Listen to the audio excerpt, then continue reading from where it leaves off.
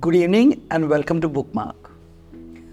The last time we closed, we mentioned the fires in Greece. Many of the forests near Athens were burned to the ground, and we know that it caused great distress, not just to the Greeks, but to people all over the world. Well, there's some good news on that front. The fires were put out by flood. It looks like Eugene Linden is following us everywhere. Fires and flood are now back-to-back events. So let's move on to today's book. It's a small wonder, decades old, but for me, an absolutely brilliant study. It's titled The Uses of Literacy and is by a man whom some people consider one of the founders of what is called cultural studies. His name is Richard Hoggart. The subtitle of the book is very interesting. The subtitle says, Aspects of Working Class Life with Special Reference to Publications and Entertainments. There's a quotation from Oscar Wilde that many of us are very fond of. It goes like this: Work is the curse of the drinking classes.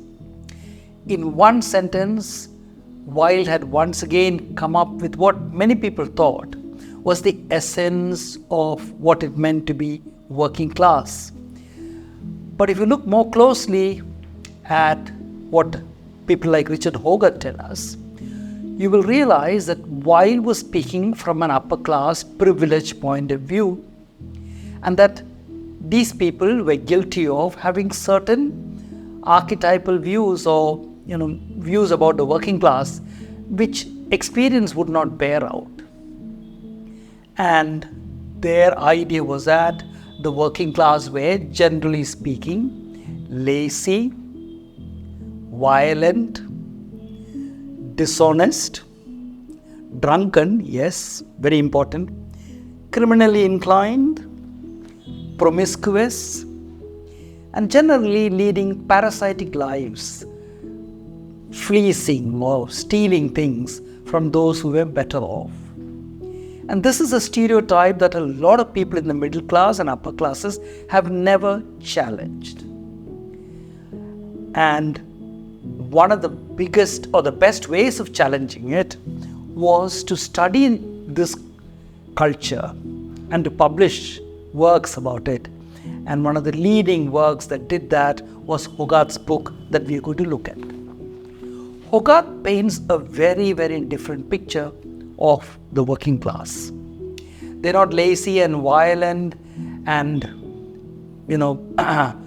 given to crime and so on. He tells us that their lives are primarily based on their family and their work.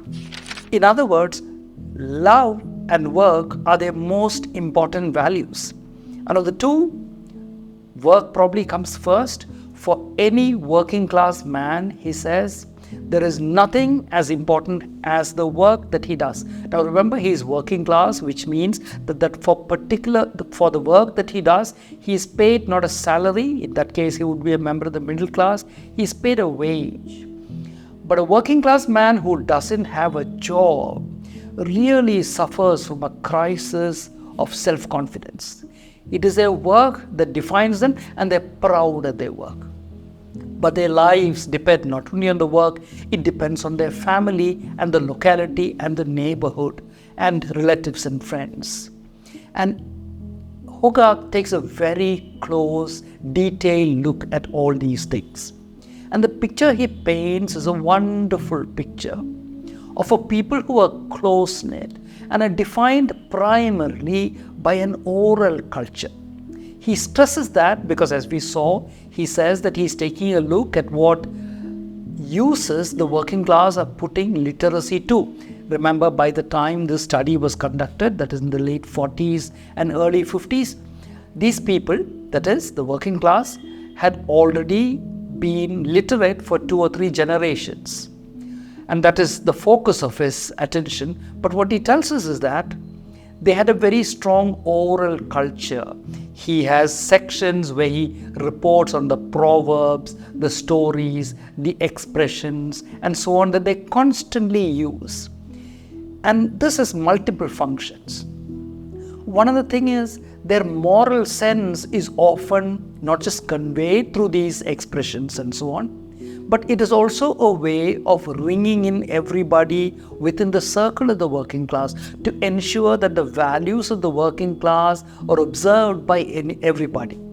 Language plays such a function. You could almost say that language is a kind of a moral enforcer, a kind of a clergyman, telling people, especially youngsters, what is right and what is wrong. He provides wonderful examples for the use of language and the various functions that it does. And it's a very sophisticated but gripping part of the book. Now, he also says that the working class are generally very comfortable if they have a job and there is enough food to eat. And often, if they have jobs, there is enough food to eat. There are clear demarcations about what a man should do and what a woman should do. This is not challenged, and the man is the master of the house. It's a fairly patriarchal culture. There are certain things that are left to women, and they take care of those areas, and the men take care of certain other areas. The men have certain privileges that the women do not resent, like a weekly visit to a football game or a bar every Friday evening. Money is kept aside just for that, and so on and so forth. There's a wonderful give and take between the sexes. And whether it is when there is a crisis in the family, like a disease or a death, or if there is a marriage or something like that, everybody gets together. It's a culture of sharing, of participating, a wonderful community. And that's the picture that Hoggart has to present. But he makes a couple of other interesting points about the working class. Number one, he says they're very uncomfortable with abstract thought and with ideas in general. All right? Their daily life, fine. The locality is fine. But don't talk to them about the great principles of life. They will be out of their depths doing that. Now, that, of course, is one of the features that defines them. And he says that, therefore, most of them lead, to use his words, non-political and non-metaphysical types of lives. Now, that might strike us as rather strange, because the general picture again is that they are probably very religious. He says, not the people he studied in the north of England, not particularly religious, not interested in the questions that we think are religious questions, and not particularly interested in ideas about politics. They don't really bother about it, either national politics or international politics, but all of them have a faith in what you could call progress, in doing better, in tomorrow being a better day than today. They believe in freedom. They also believe in equality. They don't see themselves as inferior to the upper classes, and that is a feature of their life. But one important thing is that there is a strong sense, he says, of the them versus us. We are the working class. We are dignified. We work and we lead honest lives. Who is the them? Those are the bosses and the officials. All those who belong to the upper classes, those who are rich, and of course, government officials that they may have to encounter at some time or the other. And whether it's a policeman or somebody who comes to check your electric meter, they have a degree of hostility towards them. And this is a very important part of working class culture. Now, by the time Hoggart had begun to conduct the study, working class life was already different from what it had been. The working classes themselves, sort of formed a working class through their agency, as E.P. Thompson had told us. But there is a great stability that Richard Hoggart sees in their lives. And then he looks towards the end of the book at their reading habits, at their openness to entertainment and culture and so on. Now, they did read. What kind of books did they read? He looks at them in detail and finds that there is not a single working class home where the news of the world, that newspaper, was not subscribed to or read and understood. The rest of their reading largely consisted of pulp fiction or sensational literature. And he says there is a problem there, and the problem is that lately, he says, this has begun to be influenced a lot by imports from America. So the mass culture of America, he says, had been imported to England and it was spreading against the working class, and he's a little alarmed at what is happening. He says it is killing much of what is native to their culture, and there is a tendency to accept American styles even in clothes, in manners, and sometimes in even other things like values. They are influenced by American culture, particularly the American culture that produces pulp fiction, the kind of imitation Philip Marlowe's or similar works from America. And Hoggart is a little sad because he believes that what is native is being lost and there's a homogenizing effect from what is coming from the States. Today, remember, the working class in England has virtually disappeared. They were killed in a sense by Margaret Thatcher and her attachment to the ideas of Hayek, the economist. And of course, after that came the great loss of manufacturing jobs and mining jobs in England or Britain because they were all exported to Asia, China, India and other places. So the working class hardly ever exists. But the impact of the book can be felt even today. What is the main impact of this book? It is that, like most people, middle class people also live in a bubble. And Hoggart was able to bring them out of the bubble and tell them what working class life actually was like. It was very different from the kind of life that Oscar Wilde suggested they might be having. So I want to end today's review by recommending 2 or 3 books which perform a similar function, which are wonderful examples of good literature, but which also help us to break through certain bubbles. The first of those books is a book that is a work of fiction, but it is almost as if the uses of literacy has been fictionalized. They match so well.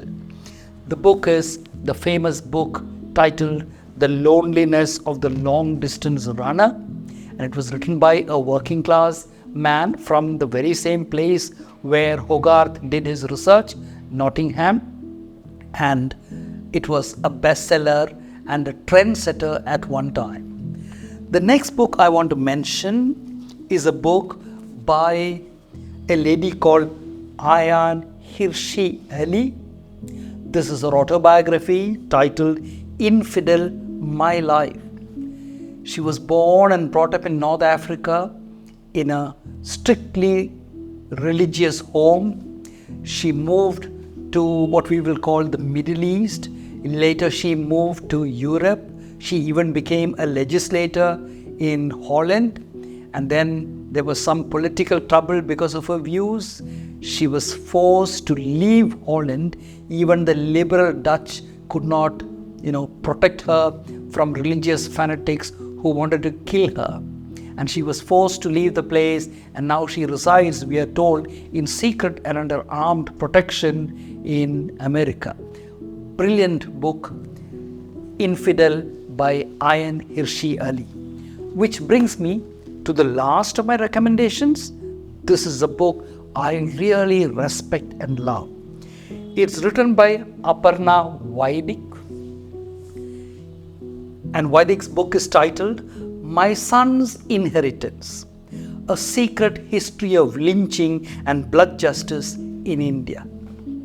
It's an absolutely wonderful book and great at its ability to shatter bubbles. Here is a lady who belongs to a Rajput family from North India, and she takes a look at herself and her family and her relatives and her class and group and realizes that they live in a bubble. Her research makes her understand why it is a bubble and what is happening outside the bubble.